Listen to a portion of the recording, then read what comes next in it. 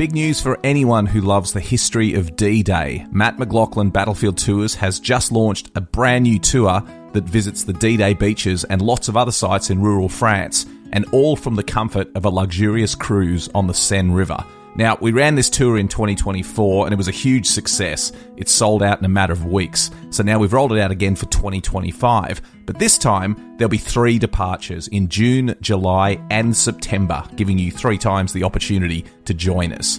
The cruise is on board the luxurious Amadeus Diamond and begins and ends in Paris. Over 8 days, you'll enjoy the history, scenery and culture of the beautiful Seine River. But as an exclusive offering just for our passengers, you'll enjoy 2 full days touring the D-Day landing beaches in both the US and British sectors, plus daily seminars on board the ship that unpack the history of D-Day.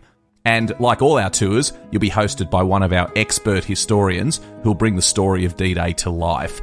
And if you've been on one of our tours before, you'll know that our historians really are the best there is.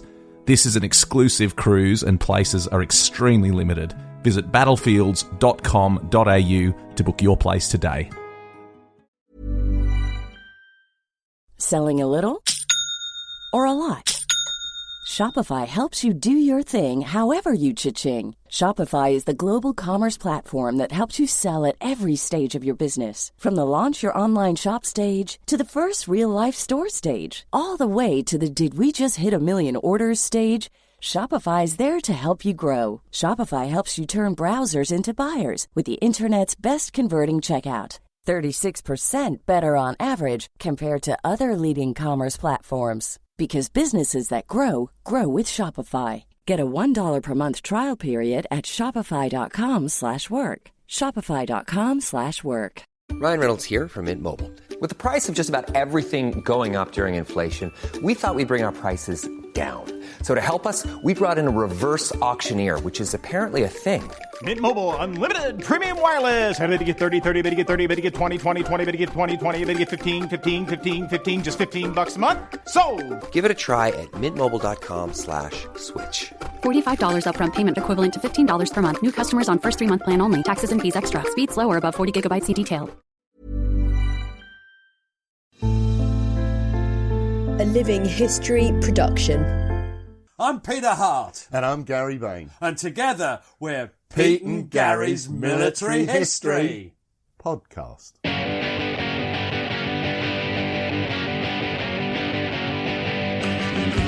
Hello and welcome to this week's podcast.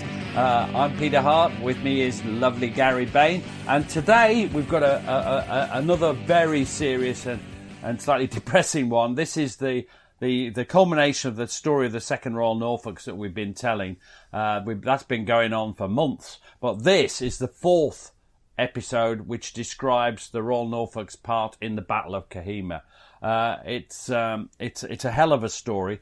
Well, it's based on where we're up to. We were describing the very ambitious, Gary, outflanking manoeuvre called Operation Strident, which would circle around behind the Japanese southern flank through terrible foresty, woody things, hills, mountains, everything, valleys, to relieve the trapped British garrison of Kohima.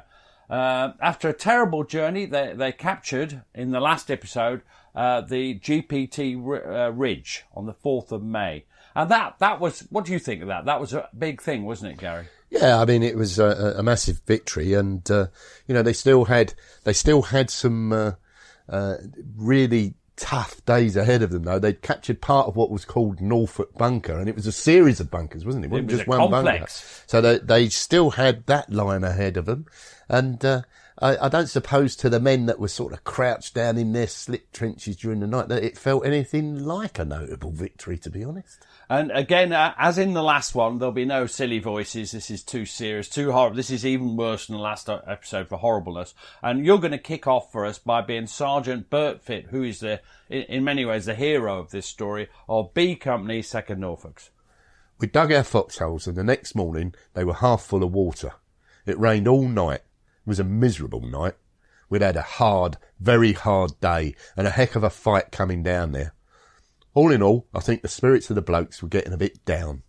But when they realised they'd lost nearly all their senior officers and a lot of other people wounded, I think they all had the feeling the same as I did. We'll annihilate them. come what may, we're going to annihilate the Japanese. I think they all had that feeling, and that raised their spirits a bit. Desire for revenge, isn't it? That's a big motivator in battle. Now, leading them was somebody who had a larger-than-life persona, somebody that really led from the front, and that's Lieutenant Colonel Robert Scott. And it's at times like this that they're isolated. That sort of person's just the right man, isn't it? And it puts it all into perspective. And after all, I think it's fair to say that next to him, most Japanese appeared small. He was a giant, a great big hulk of a man, rip-roaring. And that's why we used to do him as a Cornish pirate before we grew up and became mature historians as opposed to children. Anyway, again, you're Sergeant Bert Fitt. Scott wasn't a man who just went and got in a dugout and stayed there. Oh, no. He got out. He went round his positions to make sure that everything was covered, and he spoke to people as he went round. I admired the man for it. He was a great soldier, one of the finest soldiers you could ever meet. I always said that he was one of those men who should have had the VC. Now, Scott, he's blustering and bellowing everywhere. It's just his persona. But it works. I mean, there you are in a miserable, cold, wet, bloody awful slit trench with some bastard shooting at you. And a man like that's just what you need to give you confidence. And I'm going to be Captain John Howard. He's the intelligence, we've had him lots before, the intelligence officer who had been sent to headquarters 4th Brigade, where he was acting in that capacity. And this is what John Howard says. 2 minutes with Scott, and a man's fears were calmed. The mud and the wet didn't matter, nor did the Japs. His bravery was magnificent. That always inspires soldiers, and the fact that he was still the same chap he'd always been. Most people rather tend to change in battle, but Robert didn't. He was still the same awkward bugger. He was about 6'2", but very big with it. A huge bottom. More and more, he's reminding me of someone. He was covered in mud, but then so were the rest of us. His huge boots on his large feet, covered in mud, looked even bigger. His trousers were covered in dried blood. He'd stabbed a Japanese at some stage, so I was told. He had grenades, a pistol, and his dagger hanging round his huge waistline. He'd acquired a silk Japanese flag, which he was using as a scarf. Like the rest of us, he had 4 or 5 days of beard, which is never very prepossessing. He had a bandaged head. His tin hat had a ragged bullet hole. Ooh, I've got this bloody lumbago. I can't get up. He had a long stick to lean on. He had a headache, was in a vile temper, and enjoying himself wildly. Take cover, you silly buggers. We're being shelled. Everybody down, except me. I can't. I've got lumbago, but the buggers can't get me. I should have done that in a Cornish pirate voice, but never mind. That was very cheering. He'd say, oh dear, we're all going to be killed. Well, the way he said it, it didn't matter.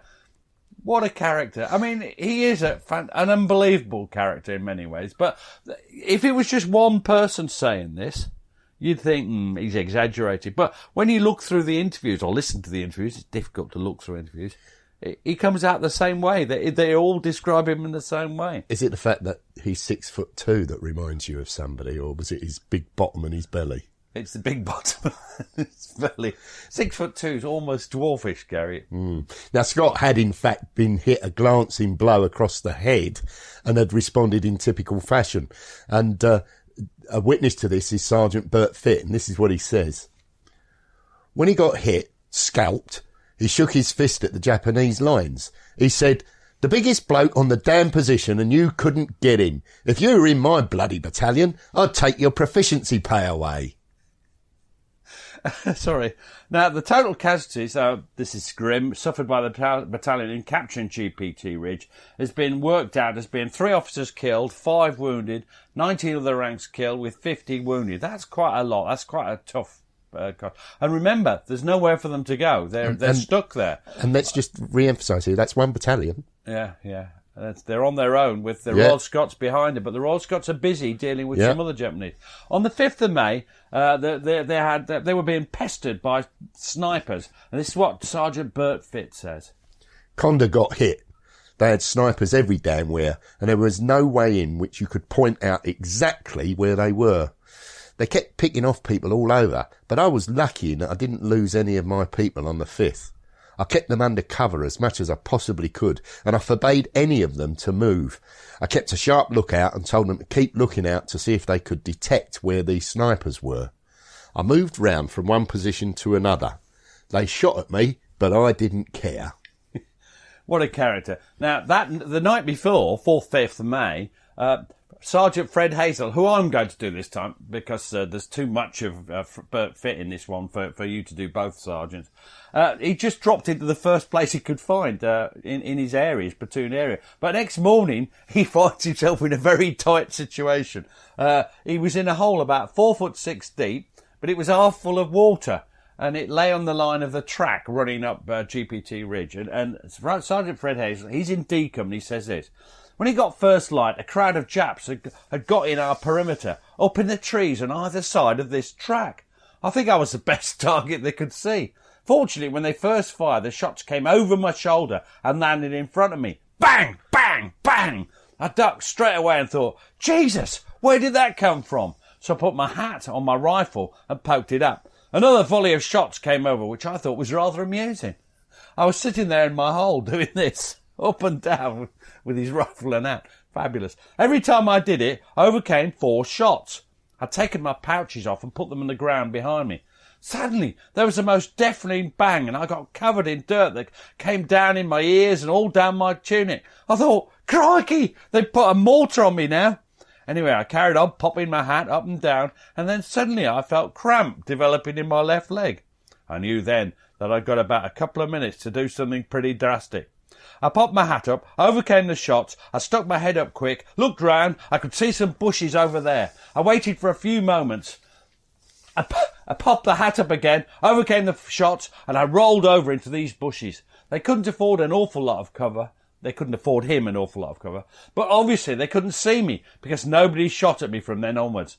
I lay out flat there for half an hour and never moved. While I was laying there, A Company, that were in reserve way back up the ridge, had spotted the problem and sent 4 Bren gunners who just sprayed the trees. That was that.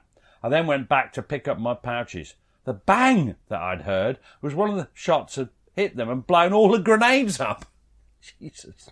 My water bottle had gone. Everything had gone. The only thing I was in possession of then was a rifle. I had nothing else. But there was plenty of wounded and dead. So I soon made good any deficiencies. That's, yeah. Now, Hazel, he'd actually been lucky. All day on the 5th of May, there was a constant drip of casualties as the snipers patiently waited for someone to make a mistake by showing themselves long enough for a clear shot. And once more, you're going to read Private Dick Fidderman of the 2nd Norfolks. A character. We don't know what company he was. He was never quite sure, I think. He says this. In the slit trench next to me was a chap, Corporal Bain. Dolly, we called him. I don't know why. We were standing to, and I heard a shot. We knew automatically that was a sniper. He'd poked his head up. He was quite a tall chap, and this sniper shot him. The bullet entered the right-hand side of his forehead. The front had gone. His brain was visible. We got to him. We put him down in the trench, covered him with a monsoon cape. He actually said, "You might as well fill the bloody hole up." There's thousands of things that you forget, and yet incidents like this, it's as though it was yesterday. You can see him as though he's here now. And of course he was saying that to me. I remember sat opposite Dick Fidderman, and he was a cheery bloke, but I'll tell you, he wasn't cheery while he was telling me that, and nor was I. It was, it's quite disturbing that, and of course that bloke, is somebody's relative. Yeah. Most likely somebody's son, possibly their wife. Dolly Bain, poor sod. Possibly their husband. Yes. Now, Sergeant William Robinson was one of those who was hit, and in that moment found that real life was not as it was often portrayed in the Hollywood movies. And you're going to read Sergeant William Robinson's account of this, of A Company, 2nd Norfolks. All this John Wayne business where they just grab their arm and go down gently, that doesn't help. You feel as though you've been kicked by a horse. My leg went straight from under me, and of course I fell to the ground. I didn't know what had happened. I'd got a nice hole in my trousers, so I tore it to see what had happened. I put my field dressing on my wound, just above my knee on the left leg.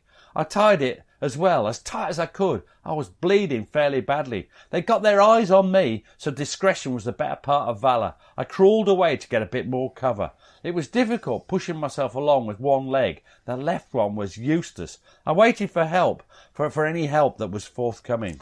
Now, it did arrive and he was carried back to the regimental aid post where he received very little treatment as the medics strained to deal with the more serious cases. I could tell this is affecting you. You're becoming quite husky. I'm becoming quite emotional, Pete. And you're going to go on as Sergeant William Robinson. It was raining very heavily. The side of the little dugout that I was in became jelly and the mud slid back and covered over you. Mind you, that kept you warm. I got this bit of half blanket over the bottom part of my leg because I wanted to keep it as clean as possible in all that mud. My leg was numb, very, very numb. I didn't know to what extent I'd been hit and what the damage was. I had visions of being a cripple. I think anybody would be thinking that. I was there probably a couple or 3 days. Listen to that, Gary. Yeah.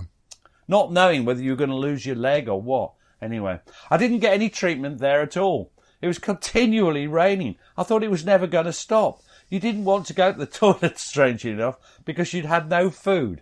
Nothing much. Everybody was doing their best. It was a situation that you accepted. There was a lot of wounded. And I think that shows a remarkable character to not blame the stretcher bearers, not blame the doctor, but just to accept this was a terrible situation he was in, but nobody was to blame. And never complain. Well, that is an example of the reality of that, Gary. Selling a little or a lot? Shopify helps you do your thing however you cha-ching. Shopify is the global commerce platform that helps you sell at every stage of your business. From the launch your online shop stage to the first real-life store stage, all the way to the did we just hit a million orders stage. Shopify is there to help you grow. Shopify helps you turn browsers into buyers with the internet's best converting checkout. 36% better on average compared to other leading commerce platforms. Because businesses that grow, grow with Shopify. Get a $1 per month trial period at shopify.com/work. Shopify.com/work. When it comes to weight loss, no two people are the same. That's why Noom builds personalized plans based on your unique psychology and biology. Take Brittany. After years of unsustainable diets, Noom helped her lose 20 pounds and keep it off. I was definitely in a yo-yo cycle for years of just losing weight, gaining weight, and it was exhausting. And Stephanie. She's a former D1 athlete who knew she couldn't out-train her diet, and she lost 38 pounds. My relationship to food before Noom was never consistent. And Evan, he can't stand salads, but he still lost 50 pounds with Noom. I never really was a salad guy. That's just not who I am. Even through the pickiness, Noom taught me that building better habits builds a healthier lifestyle. I'm not doing this to get to a number. I'm doing this to feel better. Get your personalized plan today at Noom.com. Real Noom users compensated to provide their story. In 4 weeks, the typical Noom user can expect to lose 1 to 2 pounds per week. Individual results may vary. Ryan Reynolds here for, I guess, my 100th Mint commercial. No, don't. I mean, honestly, when I started this, I thought I only have to do like 4 of these. I mean, it's unlimited premium wireless for $15 a month. How are there still people paying 2 or 3 times that much? I'm sorry, I shouldn't be victim blaming here. Give it a try at mintmobile.com/switch. Whenever you're ready. $45 upfront payment equivalent to $15 per month. New customers on first 3-month plan only. Taxes and fees extra. Speed slower above 40 gigabytes. See details. There are some football feelings you can only get with BetMGM Sportsbook. That's right. Not just the highs, woo! The O's, or the no-no-nos. No! It's the feeling that comes with being taken care of every down of the football season. The feeling that comes with getting MGM Rewards benefits or earning bonus bets. So, whether you're drawing up a same-game parlay in your playbook or betting the over on your favorite team, the BetMGM app is the best place to bet on football. You only get that feeling at BetMGM, the sportsbook born in Vegas, now live across the DMV. BetMGM and GameSense remind you to play responsibly. See BetMGM.com for terms. 21 plus only, DC only, subject to eligibility requirements. Gambling problem? Call 1-800-GAMBLER. Now, the numbers of the wounded that built up quickly in the regimental post over several days. Their situation was depressing in the extreme, bit like working with you. Sergeant Ben McRae was sniped through the chest, and even his naturally cheerful and optimistic nature was weighed down. And this is what Sergeant Ben McRae of the Carrier Platoon HQ Company says. I tried to get some blooming sleep. I was desperate for sleep, but you couldn't get it because our own mortars were firing and there were bangs going off all the time. I got a blanket, covered my head right over and tried to sleep. Sergeant Major Wiley came up. Oh, what's the matter? I thought you were dead. I said, not yet. What dead we had were covered up with a blanket. All they had was a morphia injection. That's all they could do and put a dressing on. They couldn't do anything else. The doctor said, you're not coughing up blood? I said, no. Oh, your lungs are all right then. It's gone straight through. Luckily, we don't think it's hit anything vital. If you cough up blood, let me know instantly. I was wet. I began to feel cold, and your nerves got to you. You could have sat down and cried your eyes out, which a lot of blokes did. They got so low-spirited with it all. You were hungry, cold and wet. You thought, when am I going to get out of here? You didn't. You couldn't.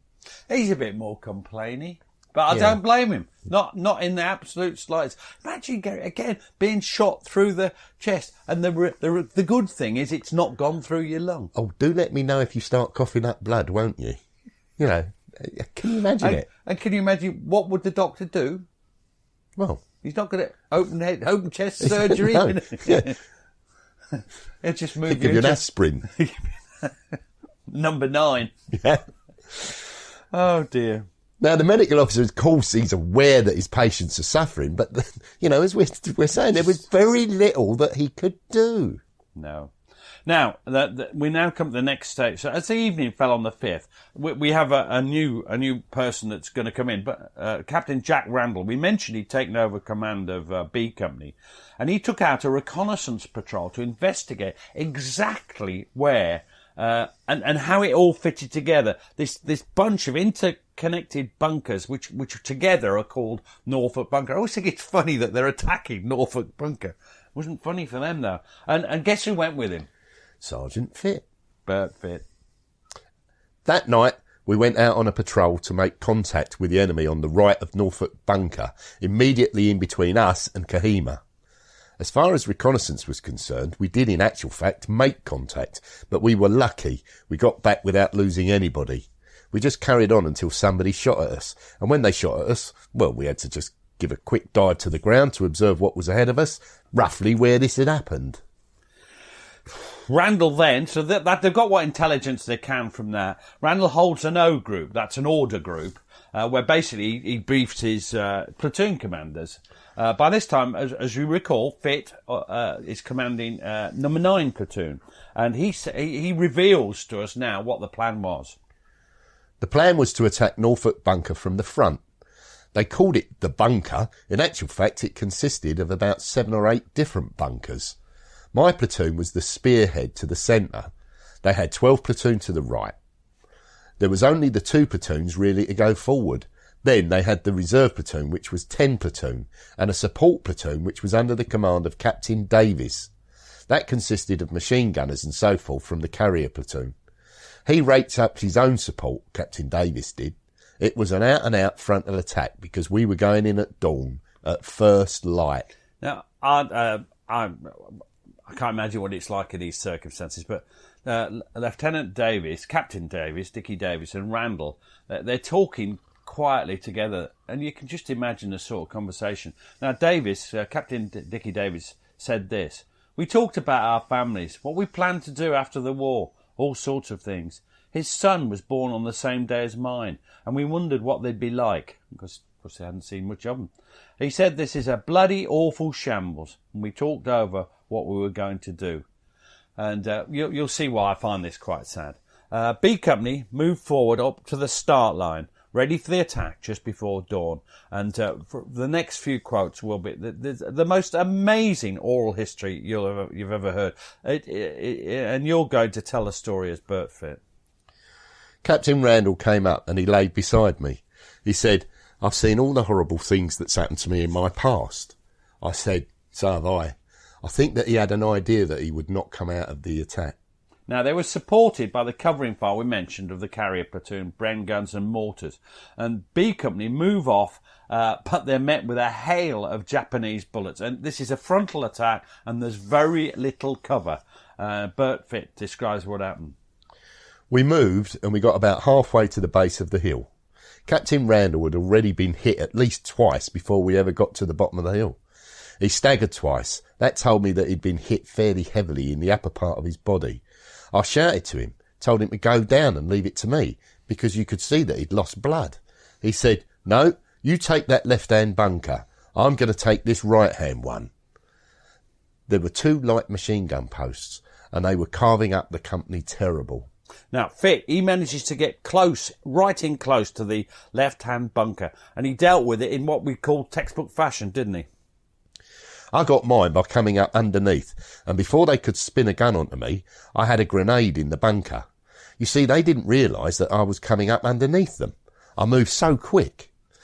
It had a protection cover over it. I managed to get a grenade in, pushed it in through the slit, and after 4 seconds, woof, it went up. I knew that anybody inside that bunker was either dead or knocked out.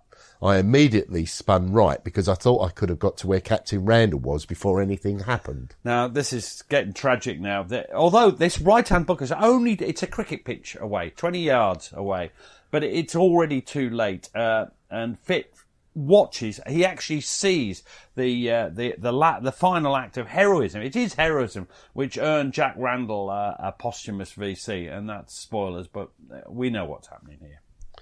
As I turned right, I saw Captain Randall at the bunker entrance. I couldn't do a thing to save him.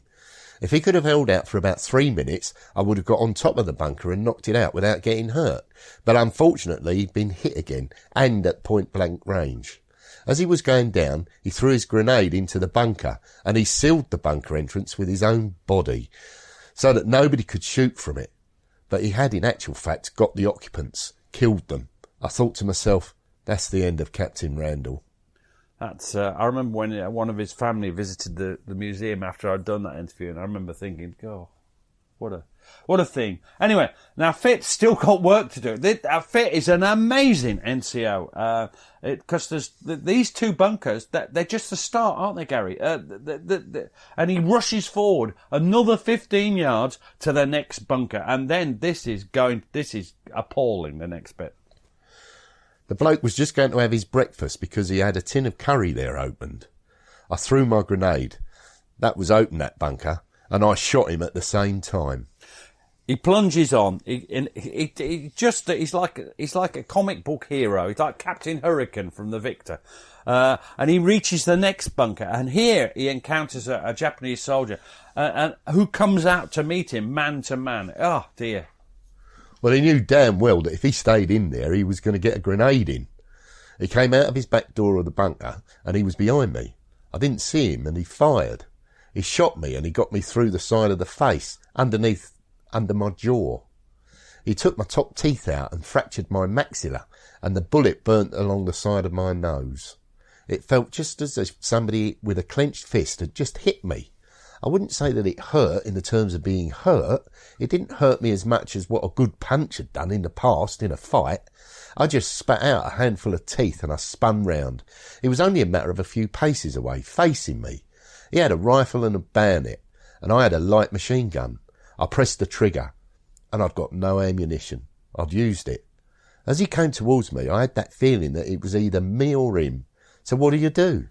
You close in and you hope for the best. I was a good instructor in unarmed combat.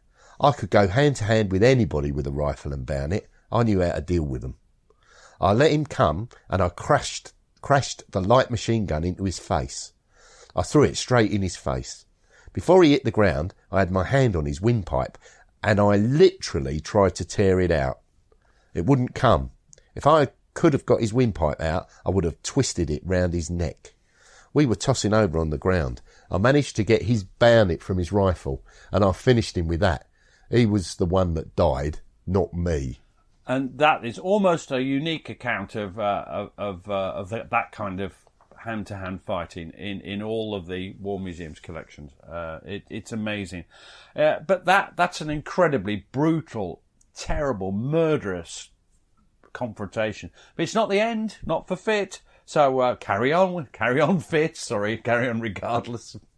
I stood up and I had a call from 12 Platoon telling me that they were pinned down from another bunker, which I couldn't see. I asked them whereabouts it was, and they told me as best they could. I threw a grenade. It went over the top, and a chap who could see it yelled back a correction. I threw a second one. It was short, hit the ground before it got to the open bunker, and it bounced straight into the bunker. The occupants in there obviously were killed as well. There was still more bunkers over the other side.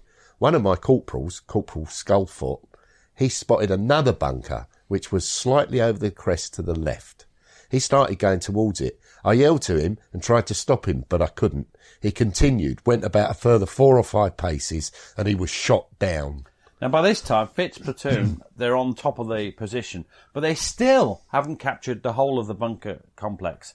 And at this point, quite rightly, Captain Dickie Davies brings up his platoon to consolidate the position. And he says, I was told that as soon as I got a signal from the bunker, I was to advance on the bunker. My great worry at that time was I wouldn't see them. My Bren guns were shooting like blazes, and I was terrified they'd come out on the bunker and we'd shoot them. Nothing happened. I sent a message back to battalion headquarters. Shall I advance? I never got an answer. By this time, I knew I had to go forward. I'd got to consolidate, so I took a gamble. When I got down there on the bunker, there was only Fit and about 16 chaps there. Fit had a bad wound in the face. He was very shaken from the pure physical effort. He shouted, "Randall's killed!" Selling a little or a lot? Shopify helps you do your thing however you cha-ching. Shopify is the global commerce platform that helps you sell at every stage of your business. From the launch your online shop stage to the first real-life store stage, all the way to the did we just hit a million orders stage. Shopify is there to help you grow. Shopify helps you turn browsers into buyers with the internet's best converting checkout. 36% better on average compared to other leading commerce platforms. Because businesses that grow, grow with Shopify. Get a $1 per month trial period at shopify.com/work. Shopify.com/work. When it comes to weight loss, no two people are the same. That's why Noom builds personalized plans based on your unique psychology and biology. Take Brittany. After years of unsustainable diets, Noom helped her lose 20 pounds and keep it off. I was definitely in a yo-yo cycle for years of just losing weight, gaining weight, and it was exhausting. And Stephanie. She's a former D1 athlete who knew she couldn't outtrain her diet, and she lost 38 pounds. My relationship to food before Noom was never consistent. And Evan, he can't stand salads, but he still lost 50 pounds with Noom. I never really was a salad guy. That's just not who I am. Even through the pickiness, Noom taught me that building better habits builds a healthier lifestyle. I'm not doing this to get to a number. I'm doing this to feel better. Get your personalized plan today at Noom.com. Real Noom users compensated to provide their story. In 4 weeks, the typical Noom user can expect to lose 1 to 2 pounds per week. Individual results may vary.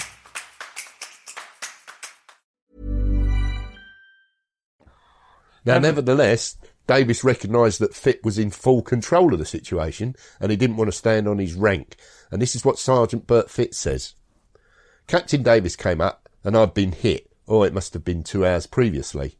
I'd been bleeding heavily and the front of me was pretty red with blood. I was getting weak and I said to him, "Well, you'd better take over now, sir." Davis said, "No, you consolidate the position. You know what's going on more than me. I'll do anything you ask me to do." He was our support platoon. I told him, "Look, I'll have to sit down." I went and I sat just inside an old bunker and they put a field bandage round my head to make it look a bit respectable. Now, briefed by Fit, Davies' men, they'd set work trying to deal with the Japanese bunkers, because Fitz pointed out where they are on the other side of the hillock that faces Jail Hill. And this is what Captain Dickie Davis says. There were other bunkers who were shooting further down the ridge towards the road. We couldn't get grenades at them, so what you did was you got your bayonet out and made a hole in the top, pulled the ring out of your grenade and dropped it in through the hole. There were shots going all over the place. I picked up a Sten gun and I thought I'd carry that instead of a rifle. 4 Japanese got out of one of these bunkers we'd been dropping grenades in and ran down the hill. I pressed the trigger and nothing bloody well happened. My Sten gun jammed. They always jammed. A useless weapon. I threw it at them. I was so annoyed. Sorry. Some people would say that's the best use of a Sten gun. Well, actually. it's a classic Sten gun story, and I believe even in your time, what was Sten then the Sterling, and you the had SMG. SMG, and the SMG wasn't much bloody use either. Now, not everyone could cope with the stress of such vicious combat in the manner of Winky Fit, and ironically, it's one of Fit's men that cracks after the main danger is over, and this is what Sergeant Bert Fit said. I never had any kind of nervous reaction at all, but some of the men did. One chap, he lost his nerve. He wanted to run forward after the Japanese, wanted to go after them on his own. He just went into high hysterics like. I hit him to quiet him down. That was the only thing I could do to stop him. Otherwise he would have run out and he would have got killed. I punched him, told him to be quiet and pull himself together. And he did. He'd come through it, done an excellent job right the way through, but he'd lost his nerve at the finish. Just cracked. That's a horrible thing to happen, and if you're near them, the only thing you can do is hit them to stop them. Hard but fair. Yeah. Now, eventually, Fitz evacuated back to the RAP, where he met Colonel Scott and Dr. Mather, and this is what Bert said. The first words the Colonel said to me was, "They got you then, Fit." I said, "That's right, sir." He said, "Let's have a look." The medical officer removed the field dressing. Colonel Scott stood in front of me and he went on, "Oh, you never were any bloody oil painting." Oh, great. Well, those two are such a pair of characters. Now, he's such a they're both larger than life, aren't they? Now, John Howard also sees Fit when he's wounded, and he says this. Now, John Howard, the intelligence officer, 4th Brigade, he says, "I saw Winky Fit. He was slightly wounded." Yeah, didn't sound slight to me. What about you? What do you think, Gary? And he was being evacuated through brigade headquarters. I greeted him as he came up to the field ambulance, and we exchanged a few words. Fit said, "I've had far worse bloody noses than this boxing, and they're trying to evacuate me." I said, "Well, Winky, you'll have to go." I think that if he'd been killed instead of Jack Randall, the VC would have been the other way round. They were in it together. And that, I think that's possibly true. Fit, what does Fit get? Well, Fit's awarded the Distinguished Conduct Medal. Which is a very, very, it's a very... It's a high award. He's a very brave man. Now, as mentioned earlier, the Colonel had his own head wound, which he'd received on the 4th of May. This gave Major General John Glover the chance to exact his revenge on Scott when he later visited the battalion on the 8th of May. Now, you'll recall there was some debate about whether to wear the tin helmets. Helmets on, hats on, tin helmets on, hats on. Yeah. Now, Glover, he naturally noticed Scott's head wound. So he wouldn't have been human if he'd not commented on it. And in view of Scott's argument with him before the operation commenced over the relative merits of those steel helmets and bush hats. Yeah. Now, Grover had insisted on steel helmets to Scott's fury, and Sam Horner, who you're going to be, was privileged to witness the encounter. Yeah. And he says this, the bullet had knocked Scott out slightly and sort of whizzed across the skull as bullets do. But if it hadn't been for his tin hat, which sort of slowed it down, he would probably have been dead. That delighted the divisional commander. When he first saw him, he said, "Well, Robert, are you going to apologise to me now about the tin hats?" It's probably quite fortunate that we haven't got Robert Scott's reply. Yes. But the Battle of Kohima, it's not over yet, Pete. They still had not captured the Norfolk bunker. And what's more, that night they feared a Japanese counterattack at any moment. And this is what Captain Dickie Davis of the carrier platoon says. Towards the evening, we had a mist. We were in all our slit trenches during that night, and the Japs had put tins out with stones in them.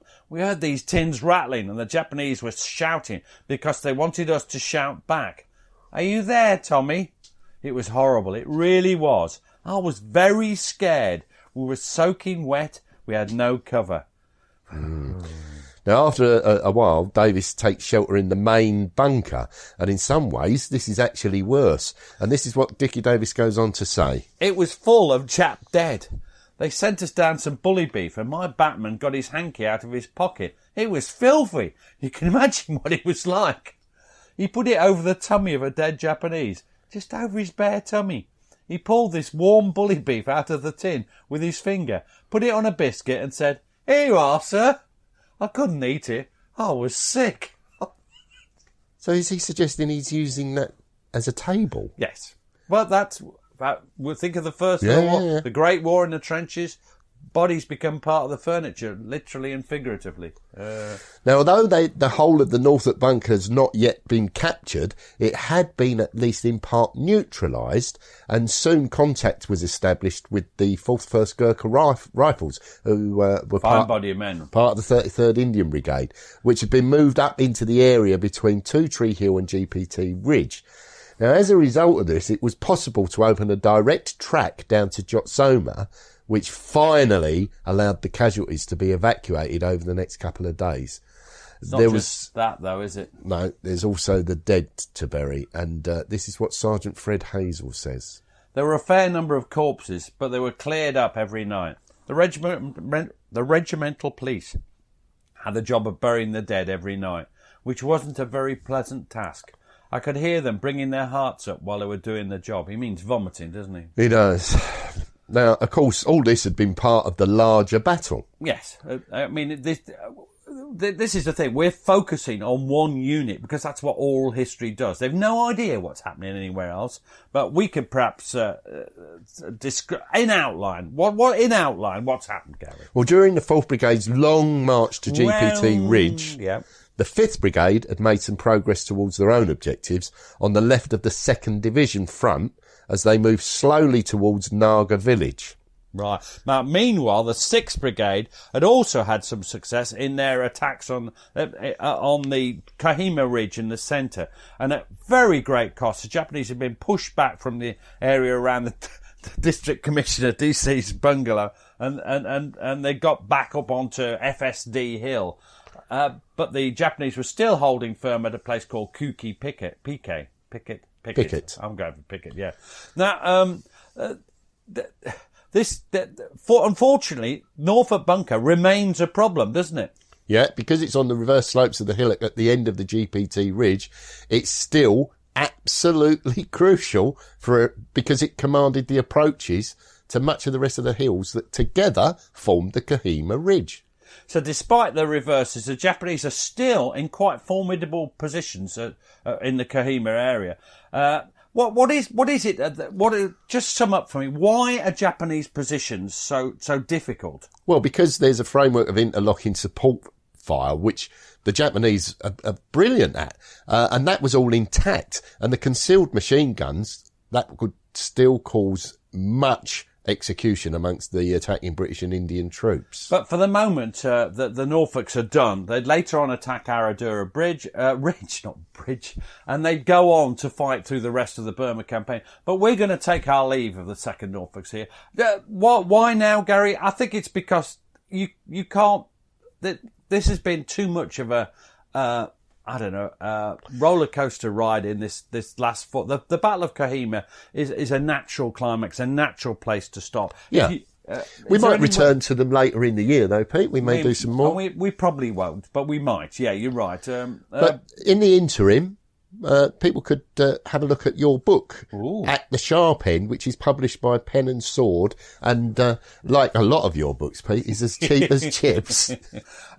The other thing they can do is to listen to the men of the 2nd Royal Norfolks, who I believe are on the internet, or they certainly will be soon. Because we ought to remember all this comes from the work I did for the Imperial War Museum, which paid for it. They paid for me, they paid my salary, and it's the foresight of the Imperial War Museum which enables these stories to be still told, because they are all dead. What's your overall view? What do you think of the Norfolks? Well, I think that, they're in incredibly trying circumstances. They are giving a full demonstration of what it means to be an infantry soldier. I think so. And when you look back at what we've seen, the terrible fighting during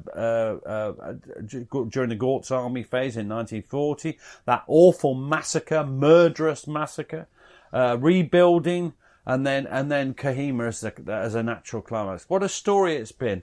I will put up a link for Bert Fitt's interview, on the interview, if it is on the War Museum. I believe it to be so. My main thing is what a character he was and what a character Robert Scott was. Cheers, Pete. Cheers.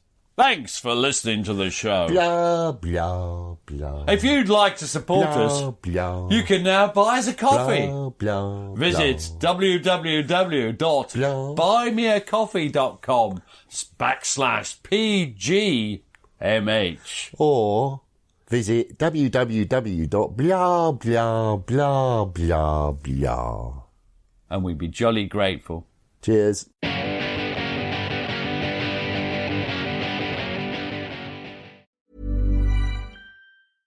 Selling a little or a lot? Shopify helps you do your thing however you cha-ching. Shopify is the global commerce platform that helps you sell at every stage of your business. From the launch your online shop stage to the first real-life store stage, all the way to the did we just hit a million orders stage. Shopify is there to help you grow. Shopify helps you turn browsers into buyers with the internet's best converting checkout. 36% better on average compared to other leading commerce platforms. Because businesses that grow, grow with Shopify. Get a $1 per month trial period at shopify.com/work. Shopify.com/work. Track your glucose like you track your favorite artist's next album release. Introducing Stelo, the powerful glucose biosensor that tracks how food, exercise, and even sleep affect your glucose. Join the personal health revolution today at Stelo.com. There are some football feelings you can only get with BetMGM Sportsbook. That's right. Not just the highs, the O's, or the no-no-nos. It's the feeling that comes with being taken care of every down of the football season. The feeling that comes with getting MGM Rewards benefits or earning bonus bets. So, whether you're drawing up a same-game parlay in your playbook or betting the over on your favorite team, the BetMGM app is the best place to bet on football. You only get that feeling at BetMGM, the sportsbook born in Vegas, now live across the DMV. BetMGM and GameSense remind you to play responsibly. See BetMGM.com for terms. 21 plus only, DC only, subject to eligibility requirements. Gambling problem? Call 1-800-GAMBLER. Thanks for listening. Follow us on Twitter and Facebook to learn more about each episode. And if you'd like to support the podcast, you have a couple of options. You can buy us a coffee at buymeacoffee.com/PGMH, or consider subscribing to the podcast for only £2 per month and get ad-free listening and bonus content. You can find links for both on our Facebook and Twitter accounts. Sounds great, doesn't it?